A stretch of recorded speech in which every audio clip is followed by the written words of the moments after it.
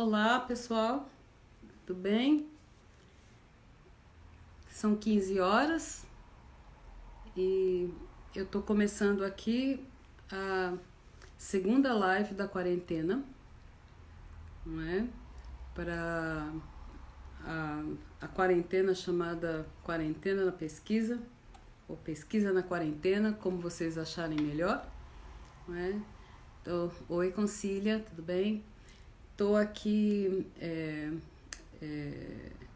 começando o segundo dia e vou repetir aqui porque eu vi que muita gente acessou o vídeo de ontem, mesmo chegando depois das 15 horas. Então eu achei legal porque eu posso começar no horário e se você chegou depois ou se você não sabia e começou a assistir a partir de hoje, você pode assistir o vídeo de ontem, eles vão ficar lá no Face.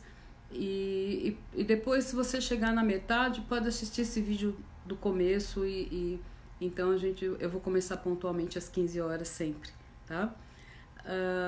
Então, deixar registrado de novo para quem não estava ontem, ou Eli, para quem não estava no vídeo de ontem, que esse conteúdo todo que eu estou apresentando aqui nessa pesquisa na quarentena, né, sobre metodologia de pesquisa em música, ele é parte de um curso que eu estou preparando já faz quase 2 anos e que vai estar disponível numa plataforma privada a partir de maio, mas que como contribuição para esse momento que a gente está vivendo da quarentena, que está todo mundo em casa, os alunos sem aula e os congressos de música abertos aí para envio de trabalhos, eu resolvi então dar a minha contribuição, já que está todo mundo em quarentena. Eu estou abrindo mão de uma parte desse conteúdo que vai estar lá no curso que é privado, gratuitamente aqui no Face, na esperança de poder dar minha contribuição para essa situação toda, tá? Então, espero que seja útil para os alunos, os estudantes que estão preparando seus trabalhos de pesquisa, de TCC, mestrado, doutorado, e talvez para os colegas que queiram, né, que como eu, tenham essa labuta de introduzir as pessoas à pesquisa todos os anos, que possam, quem sabe aí com a minha exposição, ter outras ideias de como ensinar a mesma coisa, não é? Que a gente todo ano tá aí, oi Iramar e tal, Cristiano, todo mundo. Eu vou, depois que acabar a live, eu vou entrar no Face e agradecer todo mundo, porque eu percebi ontem que quando eu fico cumprimentando todo mundo, à medida que vocês entram, eu vou me dispersando um pouco. Eu já quase não sou dispersa, né? Então o módulo de hoje é para falar sobre a diferença entre relato de experiência e artigo científico. Tá? É o tópico de hoje. Então, ao longo da minha fala, se você tem uma sugestão de tópico, se você tem uma dúvida sobre o que eu estou falando, ou se você tem um desejo que um tópico específico seja abordado aí ao longo da quarentena, você deixa o recado aí, escreve aí enquanto a gente estiver online, ou mesmo que seja depois, coloca lá que eu vou olhar no Face depois, tá? Lembrando que todos os dias, às 15 horas, eu vou estar aqui durante o tempo que durar essa quarentena, que a gente não sabe quanto tempo é. Então, vamos nos preparar que a coisa é braba, tá? Bom, relato de experiência, artigo científico. Qual a grande diferença? Em primeiro lugar, um relato de experiência é como o nome diz, tá? Vai relatar alguma experiência que você, autor, pesquisador, tenha vivido ou que você tenha observado, né? Em geral, esse relato, ele não é a pesquisa em si, ele é uma observação de um momento, de um processo, de um acontecimento que você deve utilizar na sua pesquisa, se não for já parte da sua pesquisa. Mas ele não é oriundo necessariamente da pesquisa. Muitas vezes, ao longo de vários relatos, vão gerar aí a ideia de um projeto de pesquisa, muitas vezes, tá? Mas um relato é uma observação ou uma auto-observação. E o que é um artigo científico? Um artigo científico vai ser o resultado de um processo científico de investigação. Ele é o que a gente chama em pesquisês de produto de pesquisa. Então você está lá desenvolvendo a sua pesquisa, você já fez o projeto, ele foi aprovado, você começou a desenvolver sua pesquisa e ao longo de um período que você está desenvolvendo essa pesquisa, você vai tendo pequenos ou resultados, não necessariamente pequenos, né, mas resultados parciais ao longo do período que você está pesquisando. Cada resultado parcial que você tem pode ser transformado num artigo científico, não é? Então esse artigo científico ele vem como uma parte ou total do trabalho que você já está desenvolvendo de pesquisa. O relato não, o relato ele pode ser relativamente informal, ele é uma observação que você pode ou não incorporar à pesquisa. Bom, inicialmente é isso, conceitualmente é isso, mas obviamente tem os detalhes, né? Tem os detalhamentos. Primeiro lugar, se eu estou fazendo um relato de experiência, eu vou relatar isso, organizar isso para um congresso, que é a nossa maior discussão aqui, como é que você prepara o material para um congresso. Eu vou preparar esse relato, ele tem uma forma de escrita livre, não é? Eu não tenho nenhum formato pré-determinado pela ABNT, por lugar nenhum, como é que eu faço um relato. É muito comum que cada congresso ao qual você vá tô tentando falar oi aqui de volta para as pessoas, mas eu sou ruim desse negócio. Tem muito álcool gel na minha mão, o celular não aceita. Então, se você vai preparar para um congresso, em geral, esse congresso colocou na sua chamada de trabalho como é que eles querem que você formate este relato de experiência. Assim, mas como é que se formata? Bom, como o congresso pedir. Tá? Não existe uma lei, é assim que se formata. Cada congresso que aceitar um relato de experiência vai ter lá na chamada de trabalho o que é que eles querem que coloque. O que a gente sabe, né, que é comum para qualquer relato de experiência? Ele segue uma ordem cronológica. Você fala, Sônia, a gente está falando de coisas óbvias aqui. Mas é que essas coisas óbvias em pesquisa, geralmente elas não são óbvias para todo mundo. Elas não são óbvias para quem não tem experiência de pesquisador. Então, a ordem é cronológica. Se eu estou relatando um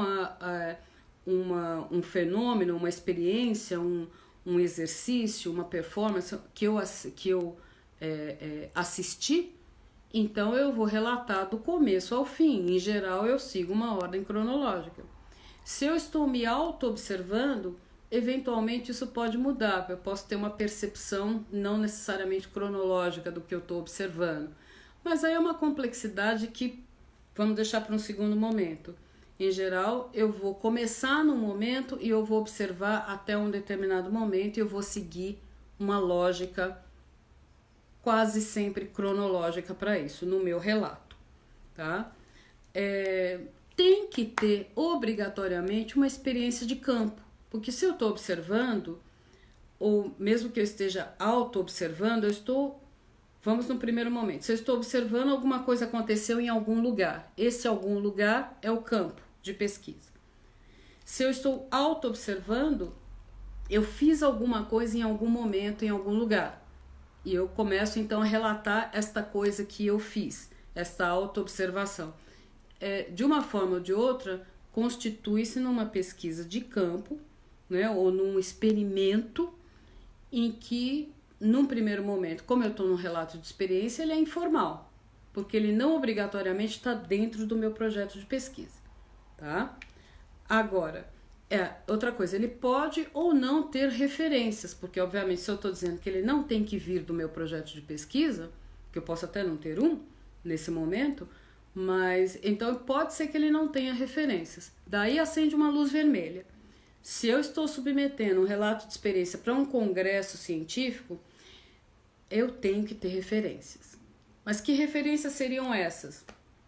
Por exemplo, eu devo ter lido outros relatos de experiência de outras pessoas em outras situações musicais e que eu posso citar a forma como aquela pessoa relatou como uma referência para o meu relato, tá? Então, ela pode ter relatado, vamos supor que a minha experiência é com canto, mas eu vi um relato de experiência sobre execução do contrabaixo. Ah, não, então não tem nada a ver. Não, tem tudo a ver. É um relato de experiência. E eu posso estar seguindo, por exemplo, a mesma lógica que aquele relato de contrabaixo seguiu, tá? Então, eu estou usando aquilo como referência, eu posso citar esse autor, né? Oi, Edmundo, oi, Gilmar, oi, Salomão, Davi. Tô tentando clicar aqui, meu celular não aceita porque minha mão tá cheia de álcool gel, né? Eu tô me desinfectando a mim mesma aqui. Então, se não ficar claro, por favor, escreve aí que eu tô lendo, tá? O que vocês estão escrevendo. Então, essa é a primeira coisa. A lógica de um relato de experiência é sequência cronológica, e se é para um congresso, por favor, busque outros exemplos, no mínimo, outros exemplos de relatos de experiência para você contextualizar o seu, né? No mínimo, esses outros relatos vão te dar uma ideia metodológica, né? Baseado em quê? Oi, Davi Coutinho. Baseado na forma como tal autor fez o relato dele, é que eu decidi como fazer o meu relato. Então, eu estou ali usando aquela metodologia que já foi aplicada, né? Quando a gente for falar sobre como buscar referências fidedignas, como é que eu escolho referências, aí pela frente a gente vai falar, aí se eu não lembrar do relato, vocês me lembram, tá? Oi, Álvaro. Bom, aí vamos para o artigo científico. Eu vou ficar indo e voltando, tá? Para fazer uma comparação para vocês. O artigo científico, primeiro, ele tem um formato definido, não é? Cada congresso pede de um jeito. Oi, Pedro. Cada congresso vai pedir de um jeito, mas o artigo científico ele tem um formato tradicional, vamos dizer, em pesquisa, que deve ser seguido. Muito raramente um congresso não vai dizer qual que é o formato que eles querem, mas não vai ter nada de misterioso. O máximo que ele vai fazer é inverter uma parte ou a outra, mas um artigo científico tem o mesmo formato. Ele deve seguir a metodologia que você determinou no seu projeto de pesquisa, né? Então, vamos dizer que esse artigo é o resultado parcial da primeira etapa da sua metodologia. Então, lá na metodologia, no seu projeto de pesquisa, você diz, bom, em tal período eu vou realizar tal coisa. Esta realização que você fez naquele período, você juntou aquele material e se transformou em um artigo. Então, ele está dentro da previsão da sua pesquisa, né? Ele pode ser resultado de experimento ou não. Um artigo científico não necessariamente é relacionado a experimento, diferente de um relato de experiência. Eu não vou relatar uma experiência que não foi vivida em campo, tá? Senão ela não aconteceu. Então eu posso estar num artigo científico discutindo o resultado de de revisão de literatura, de uma análise que eu tenha feito, de uma comparação que eu tenha feito, ou de uma discussão de conceitos que eu tenha travado. O artigo científico pode ser muitas coisas que não estejam relacionadas à pesquisa de campo, em particular na nossa área de performance musical, né? Tem obrigatoriamente, em um momento, oi Kenneth, em algum momento eu vou ter que discutir alguma coisa. Isso é obrigatório, não é? Num artigo científico eu vou apresentar ideias, eu vou comparar autores, eu vou discutir o fundamento, mas em algum momento, obrigatoriamente, eu vou ter que traçar uma discussão onde eu, como autor, vou me inserir. Eu vou citar outros autores, mas eu vou colocar o meu ponto, a minha visão, face à visão desses autores que eu estiver utilizando. Então, tem que ter discussão. E, obrigatoriamente, diferente do relato, tem que ter referências. Eu não vou traçar uma discussão sobre ideias que são opiniões. simples, mas opiniões embasadas, ou seja, publicadas, autores que eu posso citar. Isso se chama referência. Porque lembrete, né? Os autores aos quais eu não me referi no meu texto não entram no meu trabalho, no meu artigo científico, nem no meu relato, em lugar nenhum. Porque se eu não me referi a eles, eles não são referências. Oi, Silvia. Né? Olha, temos outras áreas aqui agora também, não só música, agora entrou letras também, que bom. Né? Então, referências são aquelas entradas bibliográficas que eu coloco lá no final do trabalho, que são o detalhamento dos autores aos quais eu me referi ao longo do texto. Se eu não me referi ao autor, ele não é referência. Então, Sônia, isso é óbvio? Não é óbvio para todo mundo, gente, tá? Porque, infelizmente, a gente tem órgãos públicos ainda de pesquisa utilizando o termo bibliografia. Bibliografia é outra coisa, tá? Já foi mais de 20, 30 anos atrás, né, a gente colocava bibliografia no final de um trabalho, significava referência. Bíblio é tudo aquilo que é bíblio, é impresso.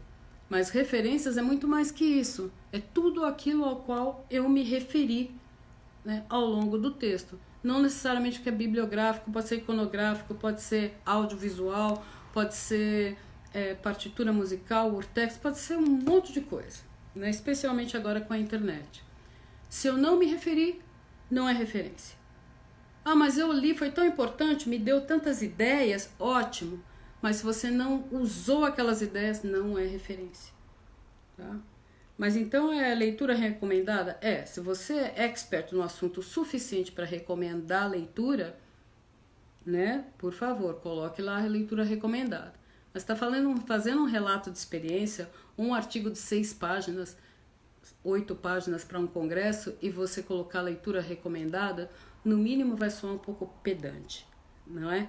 Porque é muito pouco texto, muito pouca discussão para você ainda incluir recomendação de leitura. Isso é geralmente para um capítulo de livro ou para um livro que você tenha publicado, para sua dissertação, para sua tese, que você passou um período muito grande estudando aquele assunto e aí você tem o que recomendar.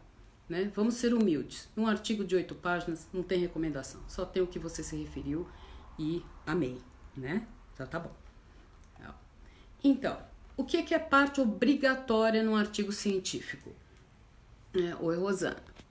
Obrigatório é você apresentar o assunto, não é? Do que se trata, que contexto que aquilo acontece e qual é o problema de pesquisa. Lembra, sem problema não tem pesquisa. Se você não apresentou qual é o problema que gerou essa pesquisa, ela não existe. E o artigo científico, ele deve estar traçado em cima de um problema, né? Ou de uma parte do problema da sua pesquisa que está em andamento, né? Oi, Rosana. Então, esse problema, quando ele está muito claro, torna o objetivo geral óbvio. O seu objetivo geral é caminhar, é fazer alguma coisa no sentido de minimizar aquele problema. Eu não vou falar resolver, porque em ciências sociais a gente não tende a não resolver muita coisa. Quem resolve as coisas são os pesquisadores das exatas, das biológicas, e ainda assim a gente já sabe, né? Estão aí resolvendo o problema do coronavírus, mas a gente já sabe que se resolver é só por hora, porque o ano que vem ele vem transmutado e aí é outra coisa. Ainda assim é uma solução muito mais direta, solução para o problema muito mais objetiva do que a gente faz na área de performance musical. O que a gente faz é detectar um problema. O objetivo geral daquele texto que você está escrevendo é apontar um caminho possível para minimizar aquele problema. Isso já é demais, né? Oi, Laércio. Então, tem que ter contextualização, assunto e problema, objetivo geral tem que estar no seu artigo científico, o caminho metodológico que você escolheu, né? Ou seja, você vai indicar qual que é o método que você vai usar para desenvolver esse você está usando ou usou para fazer a pesquisa, né? E como é que esse método foi aplicado, ou seja, quais são as etapas da metodologia. Oi, Vera. Então, em geral, o referencial teórico, o método é o seu referencial teórico. Exemplo, eu vou fazer, eu achei um problema típico, um problema na edição da Funarte, a partitura para contrabaixo, do Radamés Inátali. Vou falando de uma coisa real, que realmente existem lá, erros na partitura da Canção e Dança do Radamés Inátali. O que eu vou fazer? Vou propor, então, uma revisão dessa partitura. Ninguém vai fazer esse trabalho que já foi feito, tá? Já foi feito por algumas pessoas. Tem pelo menos 3 dissertações sobre essa peça, então não se anima não, é só um exemplo. Eu posso me propor a comparar alguma obra que demonstre claramente o estilo composicional do Radamés Inátali no mesmo período, ou para contrabaixo ou para instrumento de cordas. Posso pegar a partitura da Funarte, o manuscrito do Radamés Inátali e algumas gravações. Eu posso pôr tudo isso junto. Oi, Rachel. Né? Eu posso pôr tudo isso junto e fazer uma comparação, para eu ver de que forma, de que maneira eu poderia melhorar a proposta da edição da Funarte, que tem que saber propor uma nova edição. Bom, qual é o método que eu vou usar para isso? Se eu vou fazer uma comparação de partituras, eu vou ter que usar algum tipo de método comparativo. Não quer dizer que para isso eu vou a uma livraria comprar método de comparação de partituras. Usei um método tal. Não é bem assim. Eu posso procurar um trabalho de comparação de partituras, pode ser uma tese, uma dissertação ou um livro que tem um capítulo que lide com isso, e decidir que aquele caminho metodológico funcionaria para mim. Então eu vou usar este autor deste caminho metodológico como referencial teórico para o método que eu vou aplicar no meu trabalho. Então eu vou ter que apresentar este trabalho, explicar por que ele funciona para aplicar no meu e justificar assim o referencial teórico da minha análise, do meu método analítico. E aí então eu vou dizer em quantas etapas, de que forma, né, oi Rui, de que forma então eu vou aplicar realizar este trabalho. Quantas etapas foram? Primeiro eu fiz isso, depois eu fiz aquilo. Bom, essas são as etapas. Isso é obrigatório. Agora, nossa, isso são páginas e páginas? Não, imagina, você vai explicar isso em 1 ou 2 parágrafos. Porque é um artigo que tem 8 páginas, não dá tempo de você ficar viajando, entre aspas, tá? Para contar como... É só um artigo. Então você tem que dizer qual é o caminho metodológico, qual é o referencial teórico e quais são as etapas. Mas você tem que ser capaz de dizer isso de maneira sucinta, porque afinal de contas é só um artigo. Oi Rui, oi Marcos. Em seguida, o que você tem que fazer? Desenvolver finalmente o artigo. Porque o contexto, objetivo, metodologia, isso tudo faz parte do parte introdutória do capítulo. É 1,5 página, no máximo você vai gastar com isso. A parte principal vem no desenvolvimento dessa coisa que você se propôs a fazer. Análise, comparação, discussão, seja lá o que for. Esta parte será desmembrada em 2, 3, não sei quantas você achar que for necessário, e que caibam dentro de um espaço aí, vamos dizer, se você tem 8 páginas, gastou 1,5 com a introdução, tem um resumo, vai ter as referências, faz as contas. Você não vai ter mais que 3 ou 4 páginas para explicar, né, todo esse processo analítico que você fez. Então aí fica a dica, essa coisa de ficar pondo citações literais em um monte de linhas num artigo curto, não é? Vai roubar espaço do que você precisa para explicar o seu texto, tá? Oi, Marcos Araújo. Oi, Davi.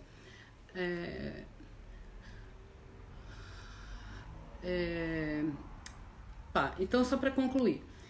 Esse texto estruturado, então, tem introdução, desenvolvimento, e depois que você terminar o seu desenvolvimento, explicar como é que foi a metodologia, como é que você aplicou essa metodologia, essa comparação, análise, seja lá como for, você tem que ter obrigatoriamente uma conclusão, né? dizer, então, primeiro, terminou o desenvolvimento, explicou os resultados parciais lá da sua análise e tal, você tem que concluir. Essa comparação foi positiva, não foi? Te deu margem para tirar conclusões que efetivamente vão minimizar ou caminhar, contribuir para minimizar aquele problema que você colocou lá no começo do artigo? Ótimo. E é na conclusão que você vai colocar isso. E daí, vou chamar a atenção para você, oi Vera, Kennedy, Júlio, né? Vou chamar a atenção de vocês para uma coisa muito importante. Resultado não é a mesma coisa que conclusão. De novo, me perdoem as pessoas experientes que estejam assistindo esse vídeo, né? Eu estou falando para quem não tem experiência. Resultado é assim, você compara uma coisa com a outra e você tem um resultado. A conclusão que você vai tirar disso é outra coisa. Pensa no seu exame de sangue. Você vai lá no laboratório e tal, faz o exame e recebe o resultado. O que você faz com ele? Né? Claro, tira um monte de conclusão que não tem sentido nenhum porque você não entende nada daquilo. Você tem que levar para o seu médico, ele abre lá, vê aqueles números e olha, tá escrito assim, assim, assado, mas você não precisa se preocupar não, porque isso aqui não quer dizer nada, porque comparado com isso, com aquilo outro, com o seu exame do ano passado e tal, isso não quer dizer nada, você tá ótimo de saúde. Ou então tá lá, tudo maravilhoso, tudo super positivo, você fala, olha, tá tudo positivo aqui, mas olha, isso aqui muito positivo não é bom para você não. Comparado com os seus exames de lá, então quem vai tirar a conclusão é o médico, não é você. Ele vai pegar o resultado, comparar com a sua vida médica lá e tirar conclusões. Então aqui é muito comum a gente ver essa confusão, tá? Então você fez uma comparação, uma análise, traçou uma discussão e você tem alguns resultados. Desses resultados você vai tecer conclusões, geralmente cruzadas com os referenciais teóricos que você apresentou, com os autores aos quais você se referiu. Né? E sempre, obrigatoriamente, grava isso, a conclusão do seu trabalho tem que estar diretamente ligada ao objetivo geral. Aí você fala para mim, Sônia, você está de brincadeira, não é óbvio? Não é óbvio, gente. Vocês não têm ideia da quantidade de trabalhos que a gente lê que não deixam isso óbvio. Tá? Você lê o objetivo geral e você lê a conclusão. Uma coisa é uma coisa, outra coisa é outra coisa. As pessoas não entendem que tem que relacionar. Tá? Então, quando eu leio o objetivo geral, ele tá me dizendo que na minha conclusão eu vou dizer alguma coisa que vá se remeter a ele. E é isso que a gente espera de um artigo científico, que ele seja formal, que ele esteja relacionado a uma ideia clara de pesquisa. Eu tive um assunto, um problema, o meu objetivo é caminhar no sentido de resolver esse problema, eu fiz alguma coisa, que é o desenvolvimento do trabalho, analisei, comparei, discuti, fiz pesquisa de campo, alguma coisa eu fiz, tive resultados e daí eu teci conclusões. Essas conclusões são diretamente ligadas ao objetivo. É lógico assim, tá? Então, esta lógica é inerente ao artigo científico. Totalmente diferente de um relato de experiência. Ele pode ser vários relatos de experiência, podem no futuro compor uma pesquisa formal que você vai fazer. Então, o último destaque que eu queria fazer com relação ao relato de experiência, que apesar dele não ter obrigatoriamente, que está ligado a um projeto de pesquisa formal ainda, porque ele pode ser um trabalho embrionário, você, pesquisador, que não tem projeto de pesquisa, que eu imagino que seja um aluno de graduação, deve estar associado a alguém que tenha, não é? Você deve fazer parte do núcleo de pesquisa de um professor, de um grupo de estudos, de algum professor na universidade. Lembrando que eu estou falando, idealmente, para quem está dentro do processo acadêmico. Você está na universidade. Então, mas você não tem orientador, você ainda não está fazendo TCC, você nunca pesquisou. Tem alguém na sua instituição que pesquisa. Se não for o seu professor de instrumento, algum outro professor de instrumento. Vai lá e procura. Pede. Eu tenho alunos no meu grupo de estudos, que se reúne semanalmente, que não são meus alunos, nem de disciplina minha e nem de contrabaixo. Eles estão lá porque se interessam por cognição e performance musical, que é o meu foco principal de pesquisa, e pedem para participar do grupo de pesquisa. E daí, se existe a disponibilidade de ser assíduo e de estar, e o interesse em ser pesquisador, eu aceito, e até hoje tem sido muito bom. Oi, Lúcia. Oi, F. Não sei assim que fala seu nome. F. Winning. Né? Então, se você está pensando em fazer um relato de experiência de algum processo que você esteja vivendo ou que você esteja observando, pode ser com relação a um milhão de coisas, pode ser com técnica de execução, pode ser com relação a processos pedagógicos, forma, sei lá, percepção corporal na performance, os assuntos são infinitos. E você não tem um projeto de pesquisa, você precisa se associar a alguém que tenha, porque vai ser muito importante essa produção sua, e isso eu falei no vídeo de ontem, a produção sua ela não pode ser avulsa, ela tem que estar relacionada com alguma coisa para que os numerozinhos da universidade se somem, né?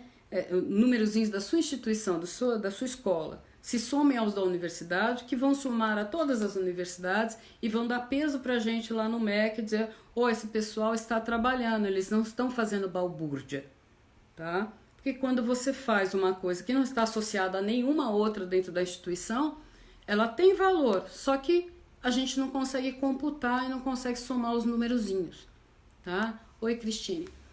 Então, a minha proposta é de falar para vocês durante 30 minutos, todos os dias, a partir das 15 horas, sobre algum tópico, né, de metodologia de pesquisa. A opção de hoje foi dar para vocês a diferença entre relato de experiência e artigo científico. Eu espero que tenha ficado claro o suficiente para entender a diferença de uma coisa ou de outra, dentro de um contexto de congressos na área de música. E eu vi que teve algumas perguntinhas que passaram aqui, então só estou lembrando para quem chegou depois que os vídeos vão ficar no Face, então quem não assistiu de ontem, quiser assistir, são sempre 30 minutos, está lá. Esse é parte de um grande projeto que eu desenvolvo há 2 anos, montando um curso que vai estar disponível a partir de maio numa plataforma privada, mas que eu estou, obrigada Iramar, mas que eu estou disponibilizando parte dele nessa quarentena gratuitamente aqui, como uma forma de contribuir para a nossa quarentena e para os alunos que estão preparando trabalhos para os congressos e estão sem aula, tá? Inclusive os meus, né? Os meus orientantes também, né? Que a gente está atendendo na medida do possível. Então, eu vou colocar esse resuminho, como eu fiz ontem, no Face logo depois. E o que tem lá também são endereços de sites, de periódicos e de anais de congressos, instituições, que eu sugiro que você entre, se você não conhece, e faça uma busca. Congressos que têm sessões de relatos de experiência, obrigada Lúcia, né? E busca relatos de experiência e compara com os artigos, e você vai poder você mesmo chegar a essa conclusão, o quanto eles são diferentes, né? E o objetivo deles, que é bem diferente também. Então tem uma lista de sites, eu acho que estão atualizados, faz pouco tempo que eu revisei, e vou colocar para vocês. Se tiver alguma dúvida, depois vocês colocam, tá? Oi, Pauxi, obrigada. Então, vou colocar lá. E eu não recebi nenhuma sugestão para o assunto de amanhã, então eu acho que, seguindo aí a lógica de passar para vocês os sites, né, de periódicos e de congressos, eu acho que eu posso falar sobre como a busca por referências, tá? Como você pode buscar referência, que eu acho que é uma coisa relevante, que sempre surge muita dúvida, o que é confiável usar como referência, o que não é, né? Então esse será o assunto de amanhã. Então, mais uma vez, eu agradeço de coração todo mundo que está aqui. Eu realmente me sinto...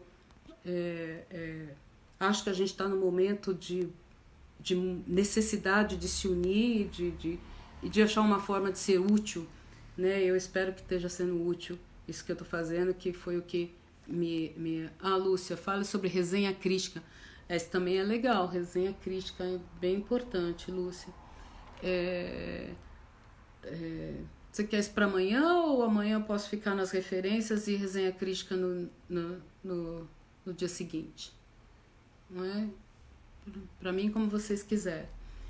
E talvez eu fale sobre as referências amanhã, porque vai nos ajudar depois a falar sobre resenha crítica. Resenha crítica fica, porque amanhã é quando? Eu tô sem noção. Amanhã, tá legal, amanhã é segunda, né? Então, na terça eu falo sobre resenha crítica, tá bom? Então, busca por referências amanhã, resenha crítica na terça-feira, tá joia? Então, mesmo depois de terminado aqui, querendo, é só colocar no Face a sua dúvida, a sua pergunta, e eu vou tentando responder à medida que eu posso, tá? Muitíssimo obrigada. Cuidem-se, muito álcool gel, por favor, tá bom? Então, um grande beijo, até às 15 horas amanhã.